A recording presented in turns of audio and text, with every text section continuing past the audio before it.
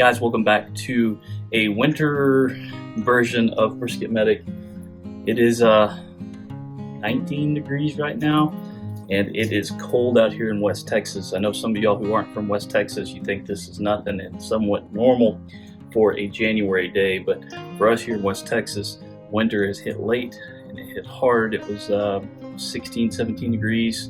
Actually, I think it was 13 degrees when I woke up this morning, and it has warmed up just a few, not much. But anyways, we cooked a pork butt, and we cooked this pork butt when this storm hit, and it was rough. I was testing out some modifications on the old country smoker, and you can catch that video next week as it comes out. But today I'm going to do something a little bit different than normal. We're going to be using the Weber kettle, and I've already got this thing fired up.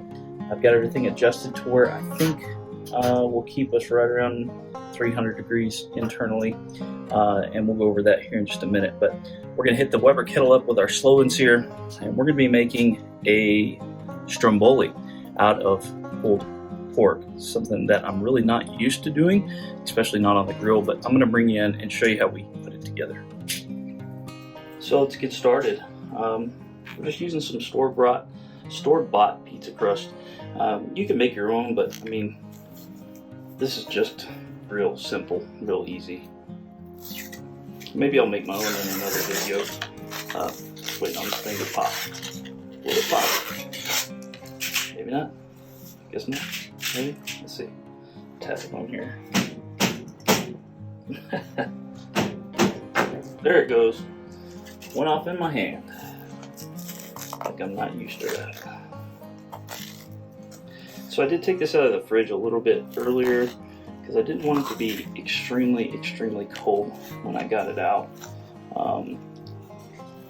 It supposedly holds together better that way. I guess we'll see, because it doesn't really look that way. Let me get this out of here and get it laid out. See if we can get this thing unrolled. Okay, not bad. It's really thick. So actually what I'm gonna do is I'm gonna pinch that together some right there. And I'm gonna use this jar that I have my barbecue sauce in to roll this out some. This is our homemade barbecue sauce. We'll be using this in our recipe, as you'll see here in just a few minutes. Alright, so first thing we're gonna do is we're gonna layer this with a little bit of our homemade barbecue sauce first. Not a ton. Now this does have chunks of onion in it. Like a traditional stromboli would have pepperoni or typical Italian charcuterie style meats, and onions and pizza sauce and things like that. We're doing this a little bit different. We're doing this barbecue style, and my homemade barbecue sauce does contain onions. So on top of that, we're going to go over with a good helping of some cold pulled pork. This is cold from the freezer, so it's a little bit gelatinous. So on top of that, we've got a trio of cheddar cheese. I think it's mild cheese, American cheese, and Vermont cheddar, I believe. And there's a 1 part cheddar trio and 2 parts mozzarella. So we're just going to do a healthy, heavy dose of that. I mean, healthy, heavy dose. Nobody wants non-cheesy stromboli.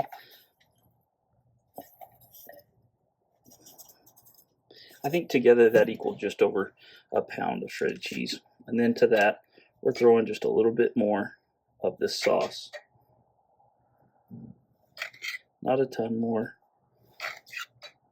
just a little bit. All right. From there, we're going to hit it with a little bit more of this Uncle Steve's competition pig powder. This is great stuff. Used it on the pork itself. I had to pop open my new bottle here because I ran out of my big one. And thankfully Buc-ee's had these in stock last time we were going through town. Cool. Don't need a ton, but we want some. Alright, So we're just going to we're going to stretch this out. See how that pulls that a little bit? And we're going to pull it over. Stretch and pull. Then we're going to take this in. We're going to stretch it and pull it over, kind of like a burrito or taco or whatever you want to call it. All right, taco, burrito. What's that hanging out your Speedo? All right, we're going to get this all tucked in, and this is the ugly side, so I'm not really worried about how it looks. When we get it turned over, I'm going to grab some egg wash, and get that fixed. We're going to do some egg wash on top and make some score lines, and then we will keep this on the foil for the cook because I don't want it to set down into the grates any. So let me go grab some egg wash. We'll get this hit, make a couple scores, and then throw it over onto the Weber.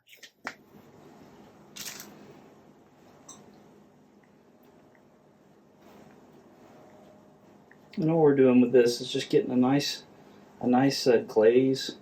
That presentation is going to look a lot nicer, and it's going to finish a lot nicer in the smoker or in the grill, however you decide to cook it. You can do this in the oven inside. I just like the flavor that the grill adds to it, that little extra flavor of smokiness from the B&B lump charcoal that I've got in there, and that's starting to look pretty already. And all I'm going to do to finish this up is hit it with a little sprinkle of some of this Uncle Steve's competition pig powder. Beautiful. And then I'm going to take a knife and score the top of this a few times because we don't want it to steam inside there. We want that steam to escape, and a bayonet will work. I'm just going to score line, and score line. And that'll give this bread somewhere to expand and let that steam come out of there so it's not getting all trapped into the stromboli.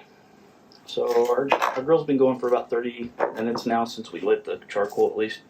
So it should be ready to go. So we're going to get this picked up and moved over to it. All right, let's get this opened up. We've got a great coal bed there. And what I'm going to do to kind of protect this is going to do two things. It's going to kind of protect the stromboli, but also give us a little kiss of smoke because that is going to kind of smolder along that edge there. And we're going to take this foil, fold it over on the edges, all four edges, just once, just for something to grab, and helping it fit into the pit this way. These Webers are so amazing, they're so versatile. So I'm actually going to fold this end up. I just don't want to get this blasted with heat along that side. And we're going to check on this every 10 to 15 minutes to see how it's done. And this thing's completely finished when it's golden brown. You want everything to be golden brown. So I'm guessing 30-45 minutes and it'll be complete. But we want all that crust to be golden brown to ensure that it's completely cooked all the way through. Now the meat's already cooked, so we just really have to reheat the meat, melt the cheese, and cook the dough. And because the majority of that dough is on the bottom of this one, we really need to make sure that it's not gooey when we check underneath it. The rest of it, golden brown, is perfectly fine. So we'll be checking on this every 10-15 minutes. Bring you back when it's done. We're right at 45 minutes, folks. I'm going to go ahead and put some gloves on. We're going to check this thing out. Now, I've been checking on it every 15 minutes or so, and it started to get some really good color at 30 minutes, but the bottom was still very soft. So let's go ahead and check out how it looks now. I have a feeling it's going to be good to go. All right, that color is amazing. I'm getting hints of that wood smoke from our little block here. You see, just a little smoldering, not a lot, not enough to burn or char or anything. So I'm just going to put that off to the side, but you can get that sweet hint of that smoke. I'm going to bring you over. We're going to get it cut up, and then we're gonna try it because this bad Larry is done. I just want to start off to point out how absolutely fantastic this looks. That nice sheen on it, that's from that egg wash that we put on it before we threw that Uncle Steve's shake on there, and that finish on top. Eating with your eyes is just as important as eating with anything else, so let's go ahead and slide this bad boy off of here. That thing looks absolutely gorgeous. I'm going to take and slice off just a piece right down through the middle.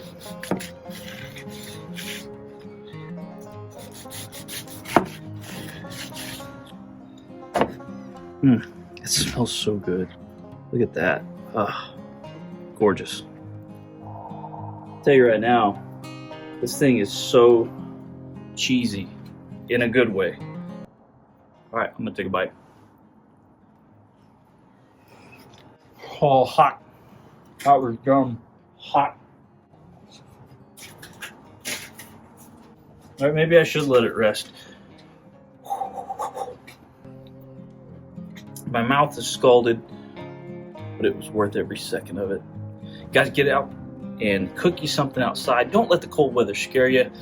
If you haven't already, make sure you hit that like and subscribe. I know only about 20 to 25% of my viewers are subscribers, and it would really help me bring you great content if I provided you any entertainment and information. If you'd hit that like button, hit that subscribe button, and ring that bell so you don't miss anything. Don't be scared of no cold weather, guys. I'm from West Texas. It doesn't rain and it doesn't get cold here. It's 20 degrees right now, and I'm cooking outside. Love you guys. Hope this New Year's finds you absolutely amazingly well. Put you on a path to success. Take care. Drink more water.